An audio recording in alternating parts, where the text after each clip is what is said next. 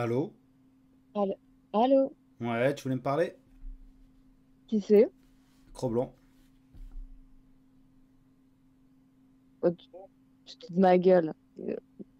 Pardon? Ah, allô? Oui, allô? Ouais, Bah, je sais pas, t'as dit que tu arrivais pas à me joindre. Donc je t'appelle. ouais, c'est vrai. Qui es-tu? Bah non, bah écoute, je m'appelle l'honneur. Comment tu t'appelles? L'honneur. Ah, Lona. Ok, d'accord. Et Non, qui... l'honneur. L'honneur. Tu es l'honneur. Mm, ouais. D'accord. Et tu es un homme ou une femme? T'es non-binaire? Non, je suis une femme. D'accord. Et tu as quel âge et d'où viens-tu? Eh ben écoute, je suis de Paris Ouais. et, et j'ai 30 ans. D'accord. Très bien. On se connaît? Non, pas personnellement. Ah, on se connaît via des gens. Non plus. D'accord, ok. Bah, toi, tu me connais, moi, je te connais pas, quoi, c'est ça. Et c'est ça, voilà, comme la plupart des gens, ouais. Non, comme la plupart des gens qui regardent cette émission, parce que la plupart des gens, ils savent pas qui je suis, hein, je te rassure. Donc, qu'est-ce que tu voulais Bah dire? si, il y a de plus en plus de gens qui te connaissent quand même, mais bon. Ah ouais? Bah je pense, ouais. Ok. C'est pour ça qu'il y a des rageux qui viennent me chier dans le cou. Écoute, moi, je t'encourage. Oh, t'es mignon. Voilà, je suis navrée pour toi, mais je t'encourage dans ce que tu fais, quoi. Pourquoi t'es navré pour moi? Non, mais parce que je me dis que c'est pas sympa. En fait, je trouve ça, comment dire, tu vois, tu parles souvent de métis, moi je suis métisse. Ouais. Et en fait, j'arrive vraiment à à distinguer dans tes propos, enfin, à les nuancer et à comprendre. Et je trouve ça super agressif, tu vois, t'es papa, t'as une famille, enfin, je me mets à ta place, je trouve ça super dur, quoi. Non, mais ça va, t'inquiète, j'ai l'habitude, tu sais, ça fait 10 ans qu'on me menace de mort et qu'on me menace des pires choses, hein, donc ça va, je suis habitué. T'inquiète pas. Bon, ok. Ça va bien se passer, t'inquiète pas. Oui, oui, non, C'est bah, juste que y a maintenant, pas j'ai de un très souci. bon avocat et que j'adore l'argent, donc moi, ça limite, sur le coup, je suis un peu quoi, tu vois, parce que c'est difficile d'argumenter face à des insultes, tu vois. Mais Hmm. donc, je suis un peu bloqué, je suis un peu figé. Mais après, je me dis, cool, je vais gagner de l'argent, c'est cool. Bon, écoute, si tu le prends comme ça, tant mieux, hein, en Ouais, vrai. ouais, bah oui, vraiment, c'est super cool. J'adore le mec, franchement, parce que du coup, je vais pouvoir euh, peut-être me racheter une nouvelle moto grâce à lui. Et ça fait plaisir. Enfin, ça dépend de son niveau de revenu, mais s'il gagne pas trop mal sa vie, ça peut être bien, ça peut être cool. Ok, bon, écoute, tant mieux si tu le prends comme ça. Bah oui, oui, bien sûr. Écoute, moi, je t'appelais ben, déjà dans un premier temps pour t'encourager. T'es métisse de Et quoi, toi? moi, mon père est marocain, ma mère, elle est hongroise russe. Bon, ça va, tu dois ressembler à une portugaise ou une italienne. Non, je ressemble à une blanche, rien d'exceptionnel. Tu sais que t'es pas métisse, hein, techniquement. Parce que les Maghrébins sont des Caucasiens. Ouais, mais c'est deux continents différents, Europe de Oui, l'Est mais et Afrique. c'est pas vraiment du métissage, tu vois. C'est la même race, en fait. Métissage, c'est deux races différentes. Donc déjà, tu te Ah, mais trompes. alors dans ce cas-là, qu'est-ce que tu appelles une race? Parce que peut-être qu'on n'a pas la même définition de race. Bah, il y a les Africains noirs, Hmm. subsahariens, qui sont séparés en deux races, les Congoïdes et les Capoïdes. Il y Hmm. a les Aborigènes d'Australie, qui encore, eux, sont autre chose, c'est un mini-groupe. Et il y a les Mongoloïdes, qui sont les Indiens et les Amérindiens. Enfin, les Asiatiques, je veux dire, et les Amérindiens, qui étaient aussi des Asiatiques. Et sinon, les Indiens, les Maghrébins et les Arabes sont des Caucasoïdes, comme en Europe. Mais sauf que c'est des cousins éloignés, mais c'est quand même des cousins. Voilà. Ok. Bah écoute, moi je suis pas assez renseignée sur ce sujet-là. Bah Je non, mais ça, c'est considère juste une. que mes... Pardon, c'est juste. Excuse-moi de te couper, mais c'est juste une vieille classification qui a été remise à l'honneur par un mec qui s'appelle Henri Lesquin, Hmm. que j'aime pas particulièrement, mais ça permet d'à peu près classifier. Après, peut-être ça peut être trop valide aujourd'hui, parce qu'on se rend compte qu'il y a énormément de groupes humains différents qui partagent un socle génétique commun et que c'est beaucoup plus complexe que ça. D'accord? Qu'il y a eu des métissages. Ce qui est bizarre dans la société d'aujourd'hui, ce qu'on peut appeler le métissage qu'on trouve certaines personnes comme moi comme pas très naturelles, c'est quand des mecs qui viennent de l'autre bout du monde. Ça, parce que dans l'histoire, je veux dire, des métis de maghrébins et d'européens du nord, genre dans la Méditerranée, t'es pas la première, ma chérie, hein, je préfère te le dire. Hein. En revanche, des Congolais vietnamiens, ça c'est, je veux dire, ou des Ivoiriens autrichiens, c'est déjà plus complexe, tu vois, c'est plus nouveau quoi, dans l'histoire de l'humanité, c'est tout quoi. Voilà. Mais justement, moi, je t'appelais pas pour te parler de tout ça, parce que honnêtement, je suis pas du Oui, tout au ça t'intéresse courant pas, tu t'en fous. là-dessus. Ouais, ouais, Ouais, tu vois, moi, je veux juste que mes deux parents ont pas la même couleur de peau, et que voilà. ok, ok. Et en fait, justement, par rapport au message, moi, il y a un truc, genre, j'aimerais en placer une, mais c'est, comment dire? En fait, il y a un travail que j'ai fait dans ma vie d'être humain, c'est de, tu vois, de genre de reconstituer mon arbre généalogique. Mhm. Et parce qu'en fait, c'est un peu une souffrance d'être métisse. Enfin, une souffrance. Tu vois, genre, tu peux faire quelque chose avec, tout le monde souffre, mais. Et c'est vrai qu'en ce moment, on est un peu dans une propagande eugénique, pardon. Et Qu'est-ce que t'appelles l'eugénisme? Je crois pas que ce non, soit le bon terme. comment? Identitaire, tu veux dire plutôt? Non, non, enfin pour moi, tout ce qui est là, de l'ordre de la PMA, GPA, Ah oui, du pardon. métissage, donc tu vois, c'est de ramener des gens qui n'ont rien à voir, pas la même culture, pas du tout, enfin bon, et finalement, enfin, je veux dire, c'est quand même compliqué de se constituer un arbre généalogique, de savoir d'où on vient, et ça crée des troubles mentaux, c'est une évidence, quoi. Si tu sais pas d'où tu viens, où est-ce que tu vas, quoi. Hmm. Et, euh, moi, c'est ce que j'entends, en fait, souvent dans ton discours, c'est pas tant le truc racialiste, c'est le truc que tu te rends, enfin, peut-être parce que je fais vachement attention à ça, t'es vachement dans la transmission, tu vois, au niveau familial, et tes filles, tu parles souvent, faut faire des enfants et tout, nan, nan. Et, Non, non, non. ouais, non, non, non, Attends, attends, c'est tout attends. à Je suis fatiguée, c'est Non, une y a pas grosse de mal, y a journée. pas de mal, vas-y.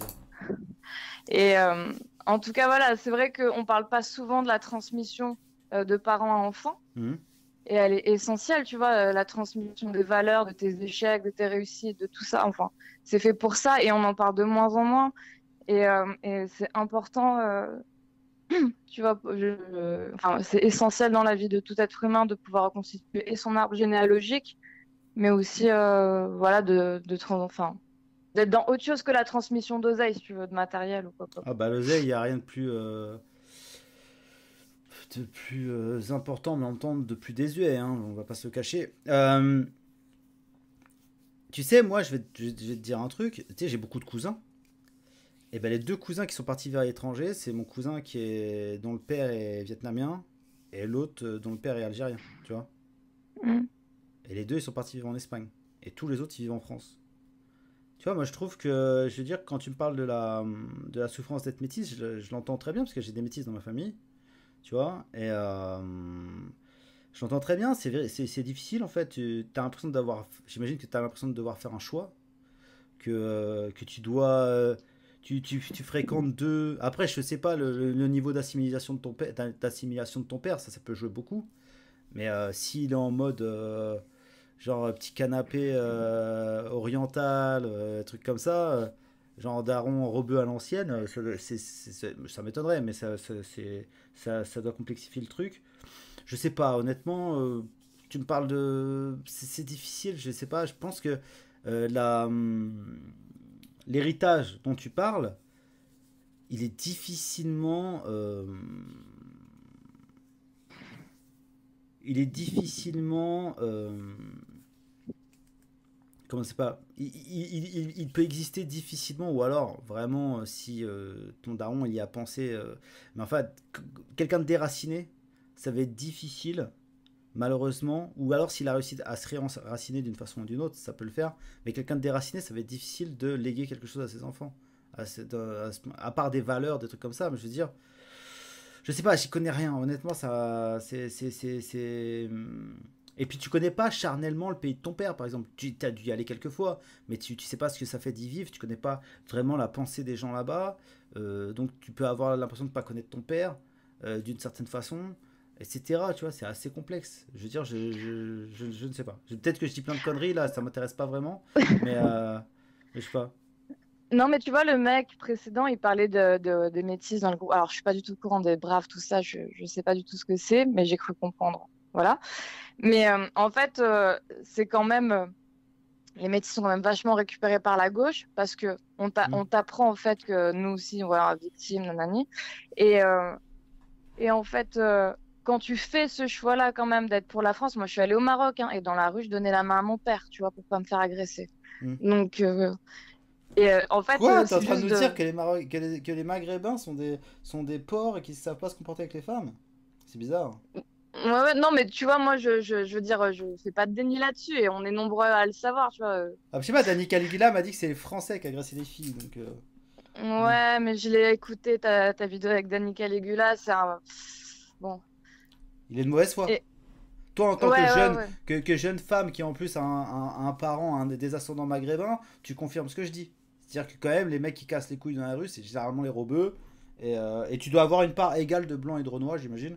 À part les renois de quartier qui ont grandi avec des rebeux et qui considèrent les meufs comme les rebeux. Mais les rebeux ont un vrai problème avec leur bite et avec le cul des meufs. C'est, voilà. Bah, c'est normal, les pays musulmans, c'est quand même des pays qui sont bâtis, pardon. Euh, Toutes leurs lois, c'est sur un sujet dont on ne parle pas, mais que tout le monde pratique, quoi. Et tout tourne autour de ça. Autour du cul. Ouais. Ouais. Ouais, bah oui, j'imagine, ouais. Ouais, non, mais c'est vrai qu'ils ont un gros problème là-dessus. Et c'est ce qui les rend, c'est ce qui provoque. Parce que moi, je les connais bien. Moi, j'ai grandi avec des Algériens, tu vois. Donc, je les connais bien. Et il y en a beaucoup d'entre eux, pas tous, mais il y en a beaucoup d'entre eux qui ont une espèce de frustration, de rage rentrée.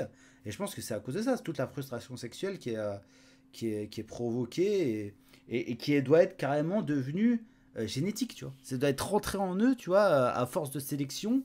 Et ils ont ce truc, tu vois, ils ont un problème avec le cul et c'est comme ça, quoi. Mais bref. Bon, en tout cas, voilà. Je Mais je sais pensais pas pas. qu'on allait partir sur tout ça, mais Non, mais je sais pas. Mais je ne sais pas. Donc tu tenais la main de ton père pour pas te faire agresser.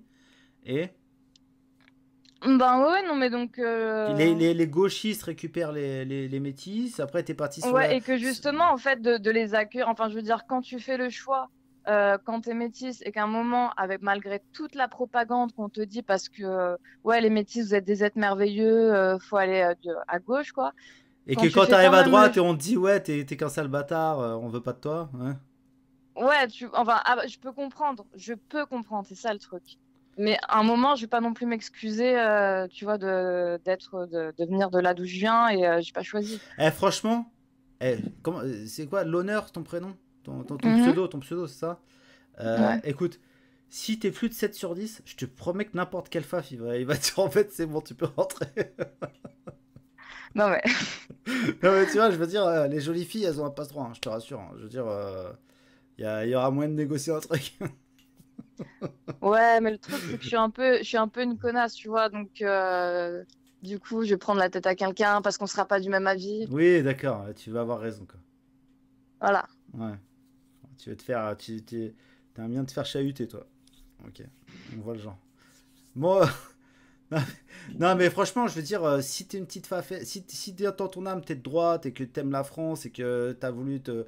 Et voilà, t'es une patriote et machin et que t'as choisi le camp des blancs, on va dire, te prends pas la tête. Tu vas te trouver ton petit facho, t'inquiète pas. Les petits fachos, ils aiment bien les petites halogènes, t'inquiète pas. Qu'ils sont comme tout le monde. Une jolie fille, c'est une jolie fille, hein. Donc, rassure-toi, tu le trouveras ton petit facho.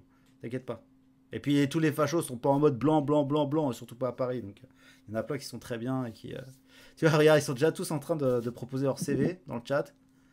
Tu vois, c'est franchement, je pense qu'on va pouvoir te caser facilement, t'inquiète pas. Ouais, mais je suis pas venue pour ça. En fait, j'ai un peu, je lis pas le chat parce que je savais pas que c'était en décalage. Mais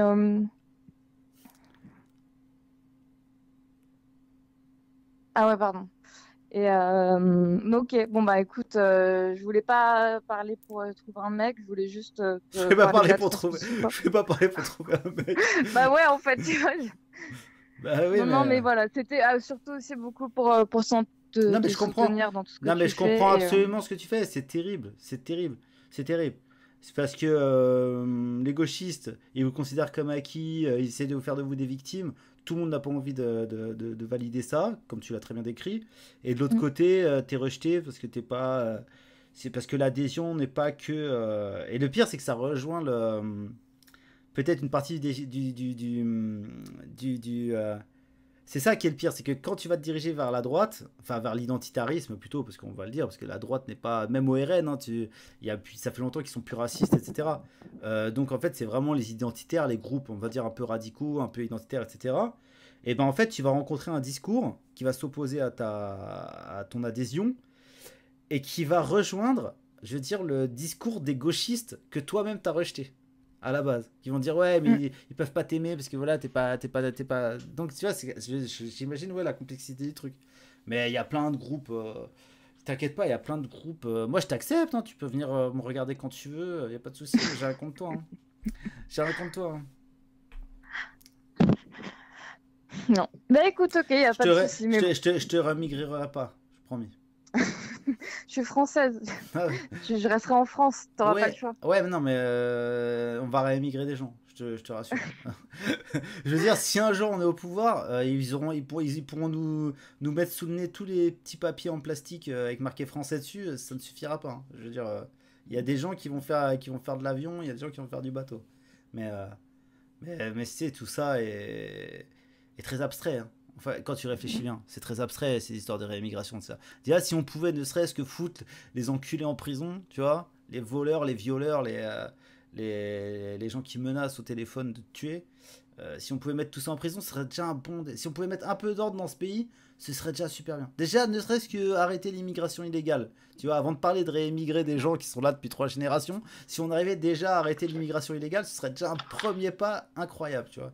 Mais donc je te dis, je veux Ah, dire, faut pas trop, tu sais, faut pas, les gens qui sont radicaux comme moi, c'est parce que juste on a plein le cul, alors on va à fond, tu vois, on court à 100 mètres en fait. On mm.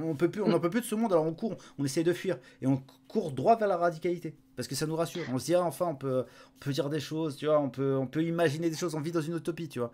Mais en vrai, dans la vraie vie, si on pouvait ne serait-ce que reprendre un tout petit peu la main sur notre pays, waouh, ce serait déjà ouf, tu vois. Ce serait déjà complètement ouf.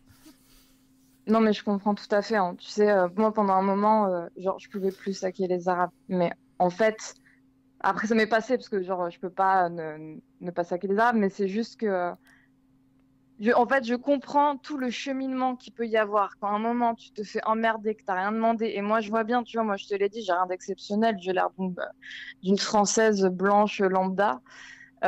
Et que je me fais emmerder parce que je suis blanche et que je le vois, tu vois. Et, Hmm.